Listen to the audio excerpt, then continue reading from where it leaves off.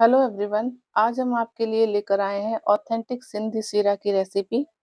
आमतौर पर हम नवरात्रि में अष्टमी और नवमी पर भोग लगाने के लिए सूजी का हलवा या फिर आटे का हलवा बनाते हैं। तो क्यों ना हम इस बार नवरात्रि पे कुछ अलग और हटके बनाएं।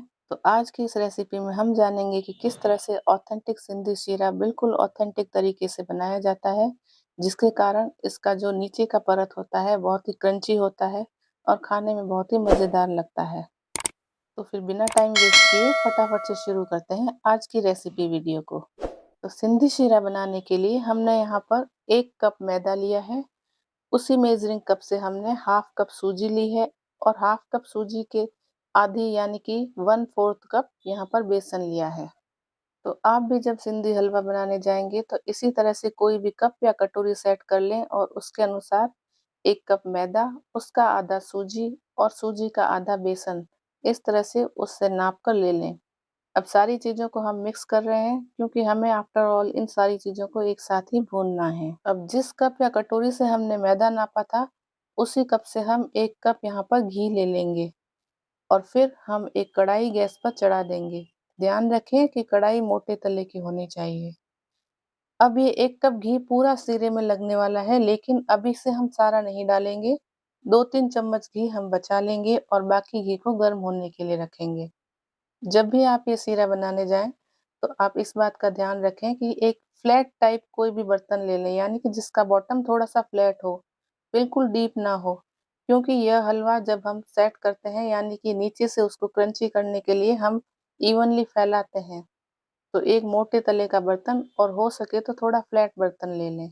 मैदा, सूजी और बेसन को इस गरम गरम घी के अंदर हल्की आंच पर भून लेंगे। अभी इस वक्त घी कम लग रहा है, लेकिन जैसे जैसे ये भुनता जाएगा घी रिलीज होता जाएगा। तो आप पेशेंसली धीमी आंच पर इसे भूनते रहें। अभी शुरुआत में ही हम 5-6 इलायची को फ्रेशली कूट कर इसमें डाल लेंगे, ताकि जैसे जैसे सूजी, मैदा और बेसन भूनते जाएंगे, इसके साथ ही साथ इसकी फ्लेवर, इलायची की खुशबू इसमें समाती जाएगी। तो हम इसमें 5-6 इलायची कूट कर डाल देते हैं। इस मिक्सचर को हमें लगातार चलाते हुए इसी तरह से भूनते रहना है, क्योंकि इसे हम छोड़ देंगे तो ये जलने लगेगा। तो धीमी आंच पर इसे ऐसे ही भूनते रहेंगे जब तक कि यह गोल्डन ब्राउन नहीं हो जाता। अब हम दूसरी तरफ गर्म पानी चढ़ा देंगे, क्योंकि हमें सीरे के अंदर गर्मा गर्म पानी डालना है। तो नाप देखेंगे तो हम यहाँ पर जिस कप से हमने मैदा नापा है, यानी कि 1 कप था, तो उसी कप से नाप कर हम 4 कप पानी को बॉईल करेंगे। नाप का आप हमेशा ध्यान रखें। और आप दूसरी तरफ यहाँ देख रहे हैं कि यह मिक्सचर भी भुन रहा है और थोड़ा थोड़ा घी रिलीज होता जा रहा है। जैसे जैसे ये पूरा भुनने लगेगा, अपना सारा घी रिलीज कर लेगा और आपको ये महसूस होने लगेगा कि यह भुन रहा है। अभी से सारे घर में इसकी महक, खुशबू फैल रही है। लगभग 15 से 20 मिनट हो चुके हैं और यह मिक्सचर अच्छी तरह से भुन चुका है और सुनहरा भूरा भी हो गया है, जिस तरह से पार्ले जी बिस्किट के ऊपर का कलर होता है। अब इस स्टेज पर हम इसके अंदर पानी मिलाएंगे। तो 4 कप पानी हमने जो बॉईल करके रखा है, उसे धीरे धीरे इसके अंदर डालते जाएंगे। यहाँ पर आप बड़ी सावधानी से पानी डालें, क्योंकि पानी भी गर्मा गर्म है और ये मिक्सचर भी गर्मा गर्म है, तो पानी उछलेगा। तो इस बात का आप हमेशा ध्यान रखें और सावधानी से पानी डाल के इसे मिक्स करते रहें, ताकि इसके अंदर कोई गुठली या गांठ ना रहे। पानी डालकर इसे अच्छी तरह से मिक्स करेंगे और 1-2 मिनट के लिए पकाएंगे। और इसके साथ ही हम यहाँ पर येलो फूड कलर डाल रहे हैं। फूड कलर डालना बिल्कुल भी ऑप्शनल है, आप डालना चाहें तो डालें, वरना आप स्किप भी कर सकते हैं। लेकिन ऑथेंटिक सिंधी शीरे में पीले कलर का ये होता है, या फिर कई लोग इसे ऑरेंज कलर का भी बनाते हैं। तो ये आपकी चॉइस है कि आप इसमें कलर डाल रहे हैं या ना डालें। हमने यहाँ पर 3-4 ड्रॉप येलो फूड कलर की मिला ली है। आप कोई भी कलर, जैसे कि पाउडर कलर या लिक्विड कलर या जेल कलर, कोई भी कलर इसमें डाल सकते हैं। अब इस हलवे को हम 1-2 मिनट के लिए ऐसे ही भून लेंगे और फिर इसके अंदर चीनी डालेंगे। तो चीनी भी हमने यहाँ पर नाप के ली है। जिस कप से मैदा नापा था, उसी मेजरिंग कप से 1 कप चीनी यहाँ पर हमने डाल ली है। तो जो जो नाप हमने आपको बताई है, आप उसी नाप को फॉलो कर कर ये हलवा बनाएंगे, तो आपका हलवा परफेक्ट बनेगा, ज़्यादा मीठा ना बनेगा और ना ही ज़्यादा फीका बनेगा। यानी कि जो लोग नॉर्मल चीनी खाना पसंद करते हैं, उसके लिए चीनी परफेक्ट है। लेकिन अगर आप मीठा ज़्यादा पसंद करते हैं, तो इसमें थोड़ी चीनी और डाल सकते हैं, ये आपकी चॉइस है। चीनी भी जब इसके अंदर अच्छी तरह से मिक्स हो जाएगी और घुल-मिल जाएगी, तब तक हम इसे ऐसे ही पकाएँगे। हलवे को पकाते-पकाते आप पाएँगे कि इसकी कंसिस्टेंसी कुछ इस तरह की होनी चाहिए। अगर आपको इससे थोड़ा टाइट लग रहा है, तो इसके अंदर थोड़ा-सा पानी और डाल सकते हैं। और अब इसकी एक जो ख़ासियत है, यानी कि इसके नीचे की परत जो क्रंची होती है, उसे हमें बनाना है। तो वो हम किस तरह से बनाएँगे, वो देख लेते हैं। पहले तो इस तरह से साइड से सारा हलवा स्क्रैप करके बीच में ले लेंगे और फिर हम क्या करेंगे, इसे अच्छी तरह से मिक्स करके इस तरह से बीच में एक होल बना लेंगे और इस होल के अंदर जो हमने घी बचा के रखा था, वो डाल लेंगे।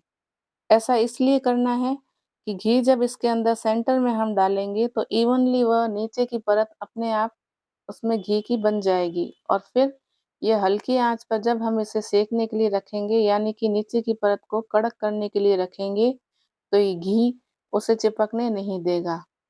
लेकिन आप आँच का बिल्कुल ध्यान रखें, आँच को बिल्कुल ही मंदी कर लें, यानी कि एकदम लो फ्लेम पर कर लें, ताकि हलवे के नीचे की लेयर है जो क्रंची बन जाए और वह जले भी नहीं। अगर आपकी कढ़ाई मोटे तले की है, तो वह जलेगा नहीं, लेकिन अगर आपने कढ़ाई या बर्तन पतले तले का लिया है, तो इसमें जलने का डर रहता है।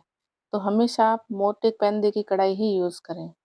आप देख पा रहे हैं कि घी किस तरह से इसके अंदर बीच में उबल रहा है। सेंटर में होल इसलिए किया है, क्योंकि यह बीच में से जल सकता है। बीच में आँच लगती है ना ज़्यादा, इसलिए। अब हम इस कढ़ाई को ढक लेंगे और लगभग 5 मिनट तक हल्की आँच पर ऐसे ही रहने देंगे। 5 मिनट हो चुके हैं और अब हम हलवे को चेक कर लेते हैं। अब हम धीरे से किसी चम्मच की हेल्प से इसको थोड़ा-सा उठाकर देख लेंगे कि ये नीचे से ब्राउन हो रहा है या नहीं और इसमें नीचे की लेयर क्रंची बन रही है कि नहीं। तो हमने पाया कि यह इस तरह से नीचे से क्रंची हो गया है और गोल्डन ब्राउन भी हो गया है। तो बस हमें इसी तरह का टेक्सचर चाहिए। सिंधी हलवे में नीचे की लेयर इसी तरह से क्रंची होती है और यही इसकी खास बात होती है। कई बार आपने देखा होगा कि दाल पकवान के ठेले जो होते हैं, सिंधी दाल पकवान, उसके साथ इस तरह सा सिंधी हलवा परोसा जाता है, लेकिन आजकल मार्केट में ऐसा देखने को नहीं मिल रहा है। तो पुराने ज़माने में जो लोग थे, उनको याद होगा कि वो इस तरह का हलवा खाया करते थे, तो उनकी पुरानी यादें ताज़ा हो जाएगी। आप देख पा रहे हैं कि किस तरह से ये नीचे से क्रंची हो रहा है।